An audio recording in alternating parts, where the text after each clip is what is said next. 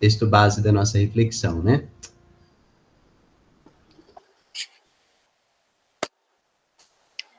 Portanto, assim como vocês receberam Cristo Jesus, o Senhor, continuem a viver nele, enraizados e edificados nele, firmados na fé, como foram ensinados, transbordando de gratidão.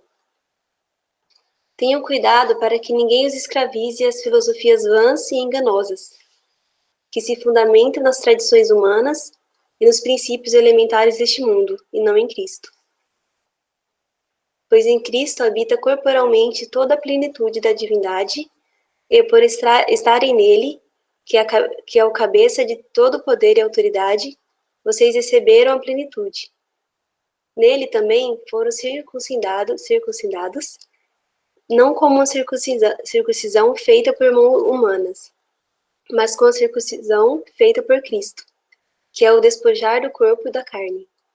Isso aconteceu quando vocês foram sepultados com ele no batismo, e com ele foram ressuscitados, mediante a fé no poder de Deus, que o ressuscitou dentre os mortos. Quando vocês estavam mortos em pecados e na incircuncisão da sua carne, Deus os vivificou com Cristo.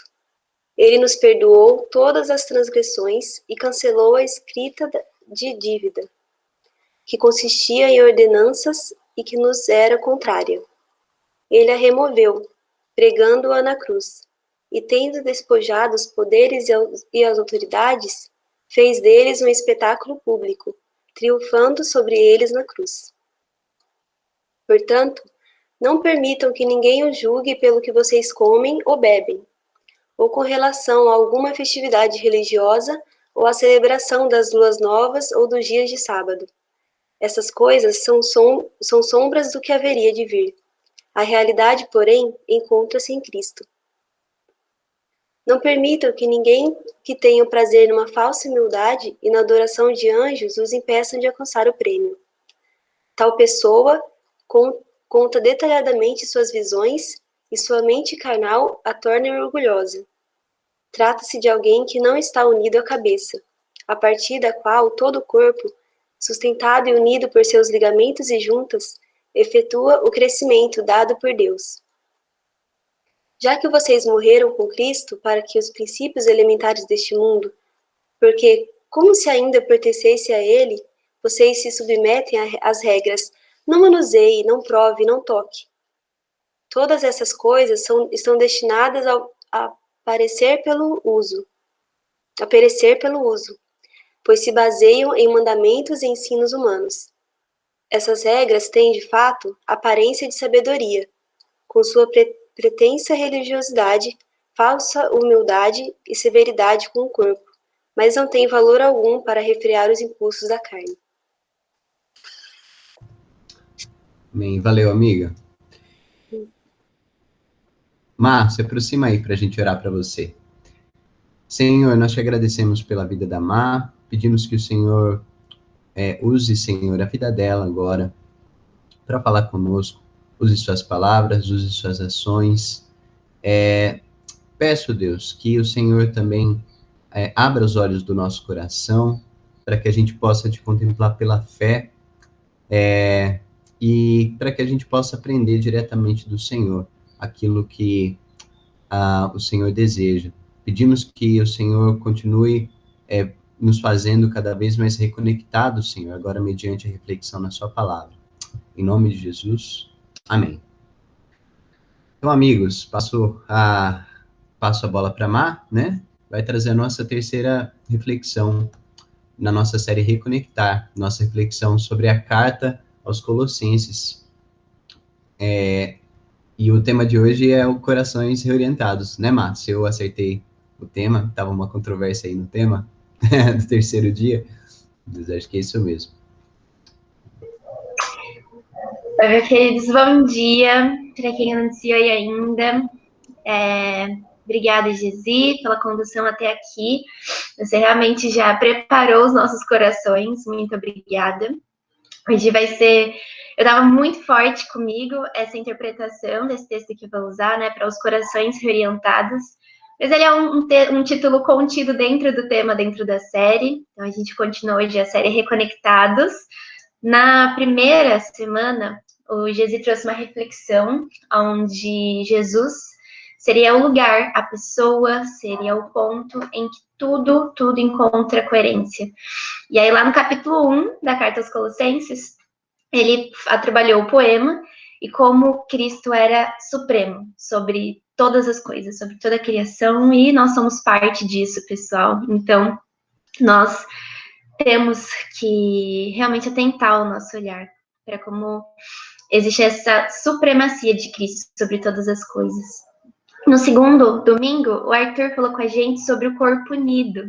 E aí ele focou no sofrimento de Paulo, pessoal, sobre como esse sofrimento pelo corpo, pela igreja, era o que realmente trazia a alegria e o sentido da vida de Paulo. Não o sentido no sofrimento em si, mas entendendo que aquilo era um ato de serviço, de gratidão, de reconhecimento, de colocar, de reconhecer quem Jesus é. E hoje, nós chegamos aqui, eu vou ficar com o capítulo 2 inteirinho. O Arthur já falou um pouquinho do começo, o Gesi leu, né, pediu para ler do 6 ao 23, mas a gente vai se dedicar mesmo ao capítulo 2. É muito gostoso as séries expositivas, porque, gente, Colossenses é muito curtinho, são 4 capítulos. Se você ainda não sentou e leu ele inteiro, faz o seguinte, assiste um pôr do sol, termina de ver o sol se pondo, senta e lê Colossenses. Assim, vai ser uma ótima experiência. Mas aqui hoje a gente vai no capítulo 2. E enquanto eu meditava durante essa semana, eu me lembrei de uma música. Na verdade, eu me lembrei de uma experiência com uma música. E eu pedi para que ela tivesse hoje na liturgia. Então agora a gente vai ouvir uma música que para mim é importante por 2 motivos. Primeiro, porque é impossível nós sermos brasileiros e nunca temos ouvido essa música, principalmente em Dia das Mães. Então, assim, apresentação de escola, com certeza você ou já cantou e dançou, ou já viu alguém cantando e dançando essa música. Então, a gente vai ouvir, aproveitem ela, e depois eu conto o segundo motivo do porquê que essa música é importante para mim, tá bom? Gesi, você pode colocar, por favor?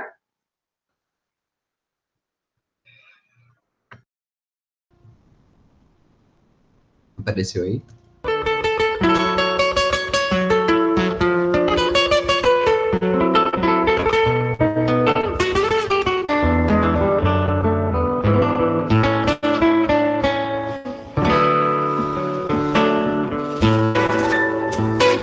Sei que vou te amar, por toda a minha vida eu vou te amar. Em cada despedida eu vou te amar. Desesperadamente eu sei que vou te amar. E cada verso meu será pra ti dizer que eu sei que vou te amar por toda a minha vida. Eu sei que vou chorar, a cada ausência tua eu vou chorar, mas cada volta tua de apagar o que esta ausência tua me causou. Eu sei que vou sofrer a eterna desventura de viver, à espera de viver ao lado teu por toda a minha vida.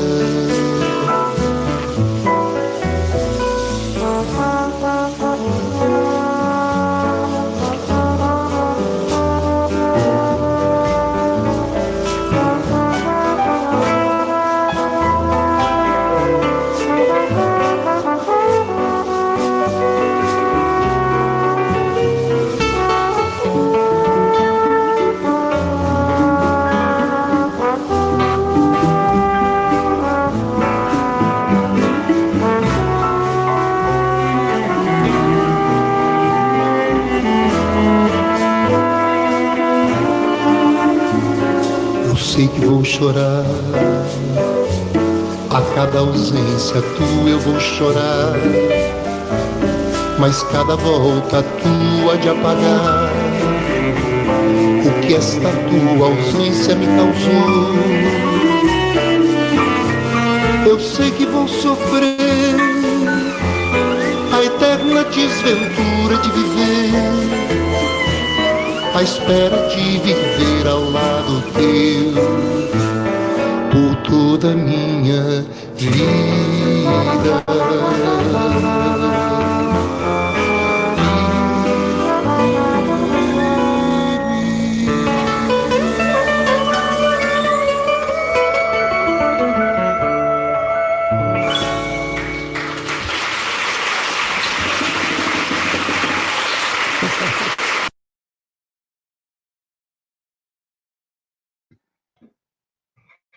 Muito bem, gente. Gostaram? Eu gostei. Mas, seguinte, talvez agora eu destrua toda a experiência de vocês com essa música, toda a vida de vocês. Pelo seguinte, como eu disse, né? Eu tive uma experiência muito marcante com essa música, no contexto da CEL, inclusive, lá em 2014 ou 2015, no Papiá, que era, na época, o grupo cristão lá no IA, né? E o pessoal fazia assim, eles definiam músicas que a galera gostava de ouvir, e aí durante o mês inteiro tinham reflexões bíblicas em cima dessa música, mas não vinha nessa roupagem assim, né? Não tinha aquela cara de Bíblia embaixo do braço e hoje nós vamos pregar sobre Colossenses 2. Não, a partir do que emergindo ali das reflexões, o evangelho era anunciado. E aí teve um mês em que essa música foi o tema, e a cada semana que passava, eu detestava mais essa música, porque eu falava assim, gente, como pode? Semana a semana as conversas iam acontecendo, eu falava, como é que a gente canta isso? Por que a gente pensa isso? Por que a gente sente isso? Isso o que, né, gente? Se a gente olhar com calma, e assim, a mensagem não é para destruir essa música, tá bom? A gente pode continuar ouvindo ela depois, achando bonitinha, vendo lá a orquestra, mas se a gente olha a letra, olha o que está sendo dito e o que está sendo cantado, isso confunde um pouco meu coração, né? Então, uma das coisas que eu lembro do pessoal conversar naquela época sobre essa sensação do desespero, do querer se agarrar na certeza de que vai existir esse amor hoje, amanhã e sempre, e que desesperadamente esse amor vai acontecer, e que mesmo se na ausência existir sofrimento e choro, tá tudo bem, é só você voltar e aí eu esqueço tudo isso, e essa promessa para um amor que não é descrito. Então, eu sei que vou te amar, mas o que é amar? Então, cada verso meu vai te dizer, mas será que só as palavras escritas bastam para descrever esse amor? Que amor que é esse que está sendo cantado, né, desesperadamente? Enfim, né, eu falei, o objetivo não é super brigar contra a música. Eu só queria mostrar como que para mim foi uma experiência de virar do avesso. Perceber que algo que era tão importante, tão gostoso, né? A gente ouve ali o ritmo, já começa a balançar o corpinho. Aquelas ideias estavam orientando a forma com que eu entendia o amor, a forma com que eu me dedicava aos meus relacionamentos. E aí, o fim da quarta semana, depois de um mês, fazendo todo um processo de striptease ali daquela música, como a Altamira e a Neuza bem nos ajudaram a lembrar essa semana, despindo ela e procurando ali o que mais tinha dentro, fica o fato de que se não é para Jesus que a gente cantaria essa letra, para nenhum ser humano esse relacionamento seria adequado, né?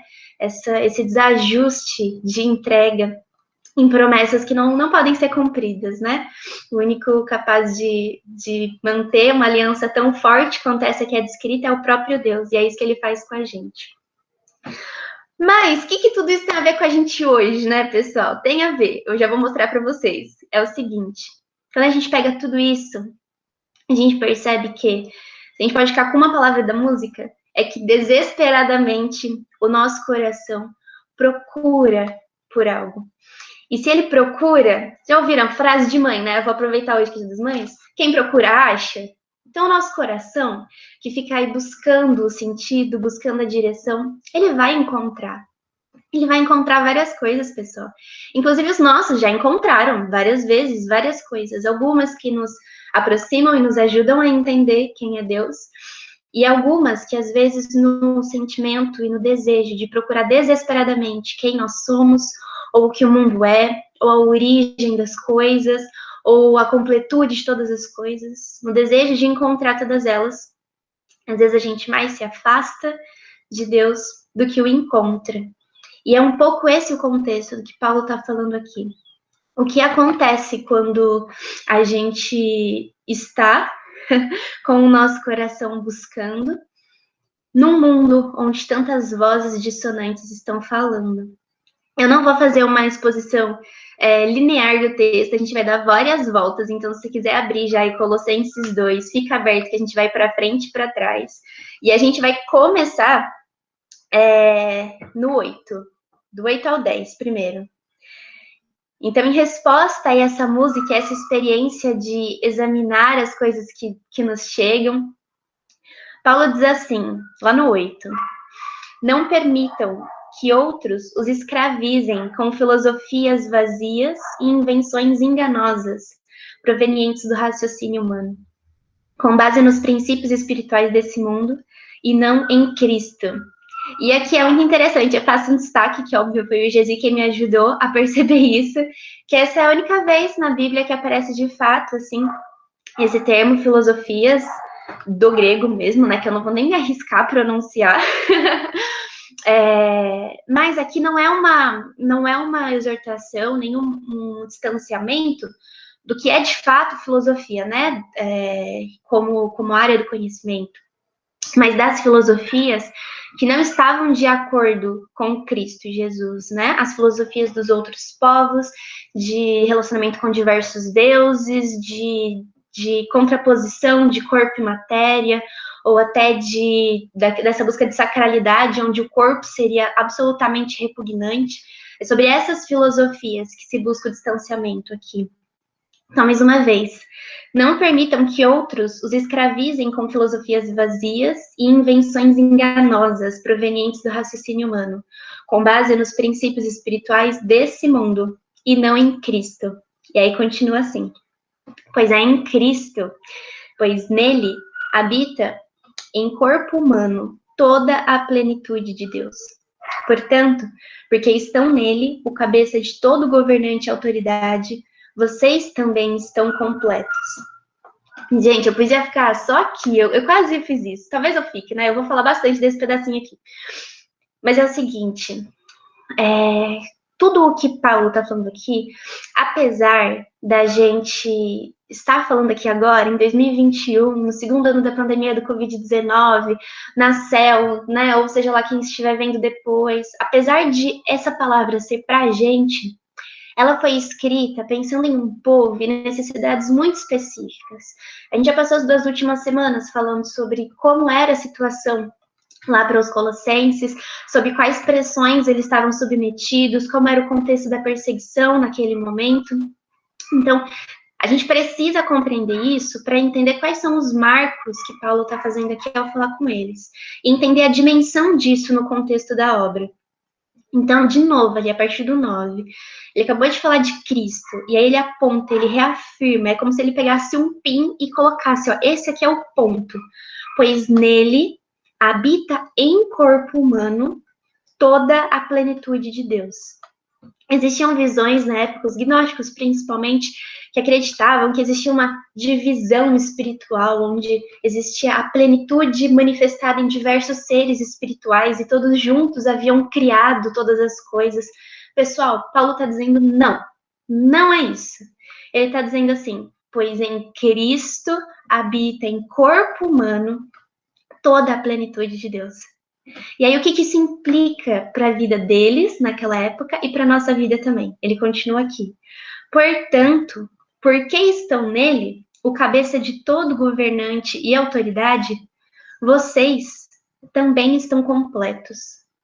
E, gente, olha isso. Lembra que eu falei que tem algo que o nosso coração busca e ele vai ficar buscando até encontrar, mesmo que encontre várias outras coisas no caminho, e o nosso coração é tão confuso que ao encontrar alguma dessas outras coisas, às vezes ele se satisfaça, não completamente, mas uma sensação de talvez anestesia, ou uma sensação de quando alguém fala assim, nossa, eu tô me sentindo pleno, depois de comer uma lasanha no almoço.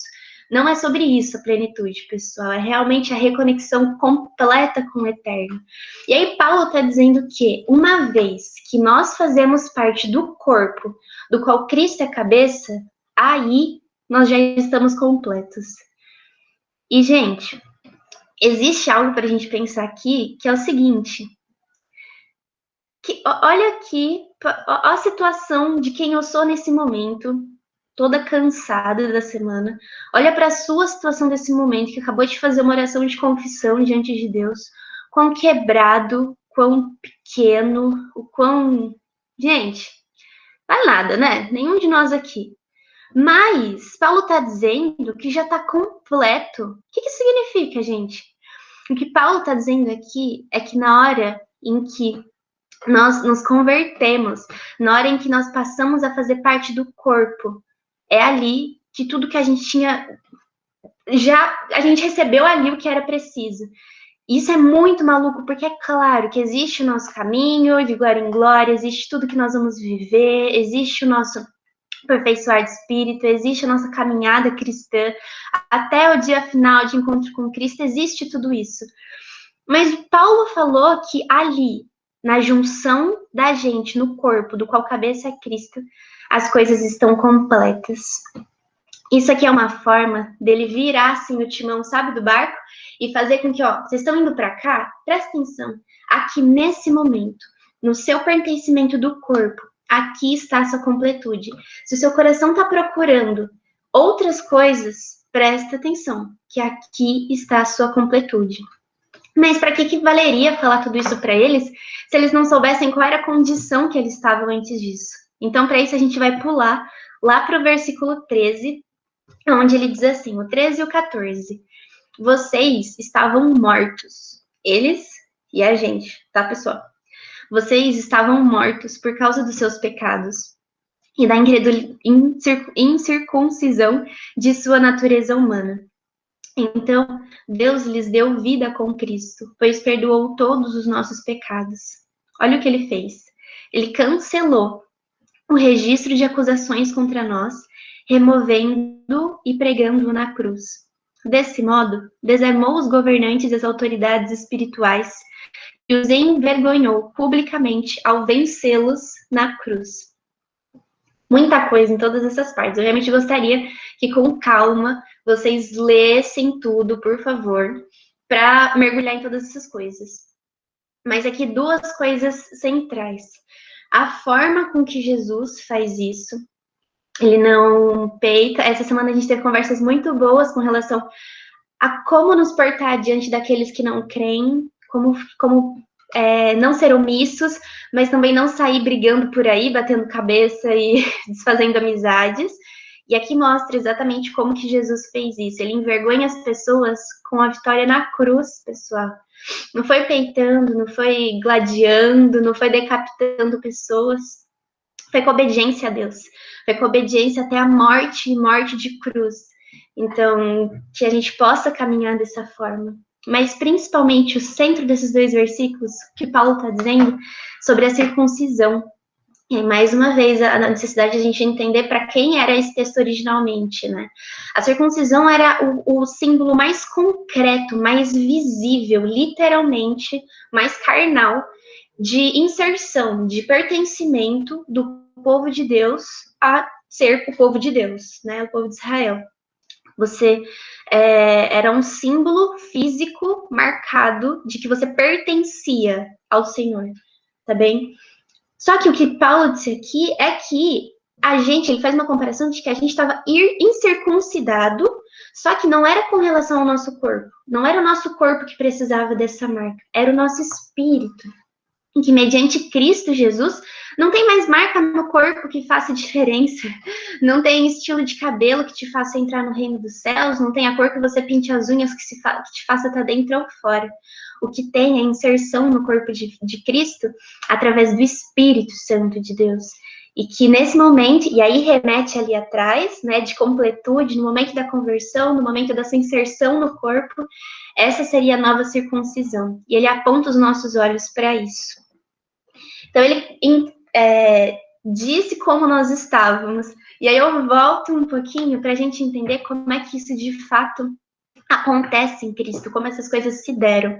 E aí é o versículo 11 e o 12, onde diz assim: em Cristo vocês foram circuncidados, mas não por uma operação física, e sim espiritual, na qual foi removido o domínio da sua natureza humana.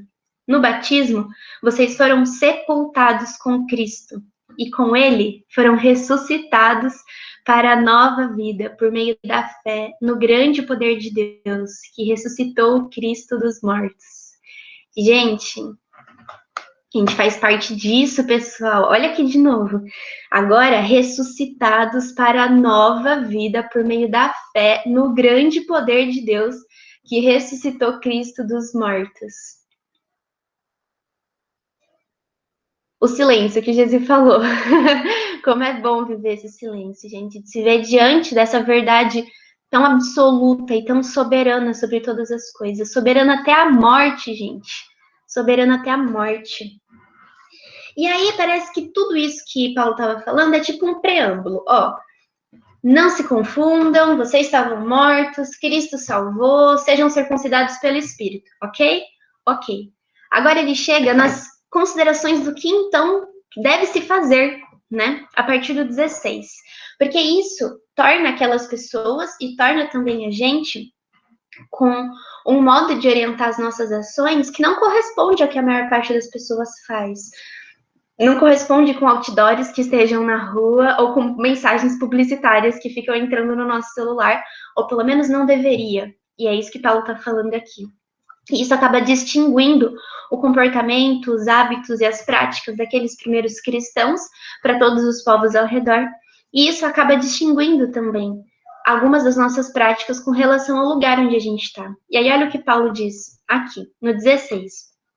Portanto, não deixem que ninguém os condene pelo que comem ou bebem, ou por não celebrarem certos dias santos, as cerimônias da lua nova ou os sábados, pois essas coisas são apenas sombras da realidade futura. Olha essa expressão, pessoal, aqui na minha versão. Estou na NVT. São sombras da realidade futura. Os nossos olhos conhecem, ainda não o todo, mas já não são as sombras. E o próprio Cristo é essa realidade. Não aceitem condenações daqueles que insistem numa humildade fingida e na adoração de anjos, e que alegam ter visões a respeito dessas coisas. A mente pecaminosa deles os tornou orgulhosos, e eles não estão ligados a Cristo, que é a cabeça do corpo, unido a ele por meio de suas juntas e seus ligamentos. O corpo cresce à medida que é nutrido por Deus.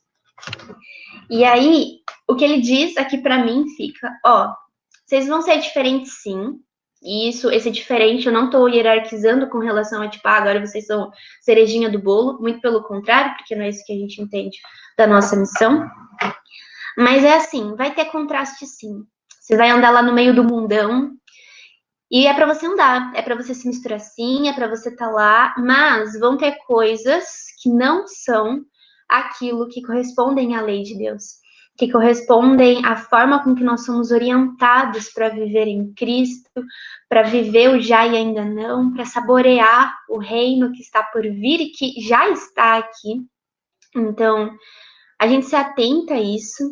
E aí, o convite aqui, e é também o que se segue, é que a gente passe, então, a examinar as coisas desse mundo, que a gente passe a ter olhos atentos. Volta lá para o versículo 8. Não permitam que os outros escravizem vocês com filosofias vãs desse mundo. Como o Ageu costuma dizer, que a gente tenha senso crítico e senso crístico para escolher as nossas ações, escolher aquelas coisas que chegam até nós, escolher os conteúdos que a gente consome, que a gente endossa. E aqui, pessoal, eu queria convidar a gente a fazer um mergulho muito mais profundo do que examinar aquilo que a gente já sabe que é bom e que a gente sabe que não é bom. Eu já defini os meus limites, eu já tenho meus critérios morais e éticos, eu já sei o que é bom e o que não é bom, porque me contaram, me ensinaram, isso sim, isso não. Não é isso o convite aqui. é um senso, gente, crítico e crístico para absolutamente tudo. Não é sobre o outro e sobre como o outro se porta e dizer que o outro é errado ou inadequado nas escolhas de vida dele, nas escolhas de imagem, de estética, de identidades, de profissão. Não é no outro. É realmente naquilo que nos toca, que nos atravessa, de realmente analisar com o nosso senso crístico se as nossas escolhas, comecei falando das músicas, mas isso é muito superficial, pessoal, mas as nossas escolhas do que e do modo com que a gente come, do que e do modo com que a gente fala, do que e do modo como a gente dorme, como a gente descansa, como a gente limpa ou não a nossa casa, como a gente se relaciona com os nossos vizinhos, dos canais que nós somos inscritos no YouTube. Gente, é tudo, é tudo. E não é numa camada superficial moralista que eu faço essa fala, mas é realmente em obediência a esse exame que Paulo nos chama para fazer. Olhem ao redor. Existem forças puxando você para todos os lados, mas quais são aquelas que te puxam realmente para Cristo? E aí, depois desse exame que ele pede para que a gente faça, lá em 2023, a gente vai terminar já, chegando lá no fim, pessoal. Antes, só para não ficar, porque eu não gosto assim de trazer essa fala jogada, né, do examinem o que vocês fazem, não sou eu que estou olhando, gente, pelo amor de Deus, mas é porque, e é isso aqui que está no finalzinho aqui do 19, é que essa examinação, ela não traz restrição, essa examinação, ela traz liberdade, a liberdade que a gente encontra em Cristo para exercer quem nós somos verdadeiramente como humanos. Após esse exame crístico, nós não vamos ficar sem fazer coisas, mas nós vamos fazer aquelas coisas que nos dão a liberdade plena no relacionamento com Deus, que nos ajudam a manifestar quem Ele é, que nos ajudam a conhecer mais do caráter dele e que esse caráter seja formado em nós. É para isso que a gente examina as coisas, que a gente é tão criterioso. A nossa régua, pessoal, tem uma régua aqui, eu vou mostrar porque é isso. A nossa régua é Cristo e ela é alta demais. Ela é alta demais. Aquele que veio e não cometeu nenhum pecado. Aquele que veio que não transgrediu nenhuma vez o relacionamento com Deus. E ainda assim o fim dele foi a morte. E ali teve a obediência dele. A nossa régua é alta mesmo. Se a gente não usar essa régua para orientar o nosso coração, para orientar as nossas tarefas, os nossos pensamentos, o título de cristão, pessoal, não é nada. Não é nada mesmo. A gente pode abandonar esse título se a gente não tiver, de fato, a régua de Cristo em nossas vidas, né? Nos comprometer a ser realmente seguidores, discípulos do grande mestre. Então tá, agora eu me sinto mais tranquila. Vou seguir para a gente terminar lá no 20. Vamos lá. Vocês morreram em Cristo e Ele os libertou dos princípios espirituais deste mundo. Então, por que continuar a seguir as regras desse mundo? As regras desse mundo dizem, não mexa, não prove, não toque. Essas regras não passam de ensinamentos humanos sobre coisas que se deterioram com o uso. Podem até parecer sábias, como a música que a gente cantou. Isso aqui foi um parênteses. Pois exigem devoção, abnegação, rigorosa disciplina física, mas em nada contribuem para vencer os desejos da natureza pecaminosa. E aí, com isso, gente, eu gostaria de deixar 3 desafios para vocês. Um desafio só, vai. E 2 desejos. O primeiro desafio é que, nesses próximos dias, a gente fala próximos dias porque domingo que vem a gente vem com outra reflexão, mas a ideia é que a gente passe a vida com esse senso de examinação crítica e crística, quais são as coisas que nos atravessam. Se você quiser fazer isso organizadamente mesmo, sabe? Passe os dias, anota, faz uma listinha. O que eu comi essa semana? Com quem eu conversei essa semana? Quais foram as minhas prioridades? Como eu organizei o meu dia? O que eu coloquei como inegociável no meu dia? E o que eu deixei para depois? Enfim, vão anotando para perceber como o coração de vocês tem se orientado diante da magnitude, da plenitude que é o Evangelho. Será que, de fato, o fato de que Jesus morreu e ressuscitou, e que isso tem a ver com a sua vida, isso tem sido relevante para o seu dia a dia? Então, observa isso nos próximos dias. Depois, que a gente possa entender que dentro dessa história toda, nós temos um dever. Nós não nos salvamos, nós não morremos de fato pregados na cruz, nós não rasgamos o véu, nós não... O que mais aí, gente, que a gente não fez? Não fizemos nada quase, né? Deus resolveu o negócio todo, gente. Muito bom esse Deus. Mas nós temos um dever, que é o dever de permanecer em Cristo. E é isso que está descrito aqui no 6 ao 12, aqui, ó. E agora, assim como aceitaram Cristo Jesus como Senhor, continuem a segui-lo. Aprofundem nele suas raízes e sobre ele edifiquem sua vida. Então, sua fé se fortalecerá na verdade que lhes foi ensinada, e vocês transbordarão de gratidão. E esse gratidão aqui, ele é muito especial, muito profundo, porque é muito moda, né? Somos gratos pelas coisas, seja grato pelo dia, veja o pôr do sol e aplauda. Mas, gente, a gratidão, ela é o reconhecimento por algo, por um favor, por um auxílio, por um benefício. Você reconhece que você recebeu isso. E, gente, a gente não tá falando aqui de uma paçoca depois do almoço. Ah, obrigada, eu gosto de paçoca, estou grata por você. A gente tá falando da vida eterna. Gente, reconhecer que nós recebemos a vida eterna. Se isso não implica em nada na sua vida, vamos tomar um café, por favor, mesmo que seja virtual. A gratidão que se apresenta diante disso, ela nos vira do avesso, ela nos faz tornar novas criaturas. Que a gente possa entender esse dever. Eu vou ler mais uma vez para que você realmente escreva isso no seu coração. E agora, assim como aceitaram Cristo Jesus como Senhor, continuem a segui-lo. Aprofundem nele suas raízes e sobre ele edifiquem sua vida. Então sua fé fortalecerá na verdade que lhes foi ensinada e vocês transbordarão de gratidão. E por fim, a última coisa é a gente lembrar da completude em Cristo. Porque apesar de todas essas coisas que eu falei, de todas essas coisas que nós podemos fazer e desse dever de permanecer em Cristo, vocês também estão completos na obra de Cristo, no momento da inserção no corpo. Então, se isso não é uma verdade na sua vida, se o reconhecimento de Jesus como Senhor e Salvador da sua vida ainda não é algo verdadeiro para você, eu convido a você parar e pensar o que é que seu coração está procurando e se ele está encontrando fora de Cristo isso. Porque talvez, mesmo se você esteja satisfeito com algumas coisas, você não encontrou ainda a plenitude.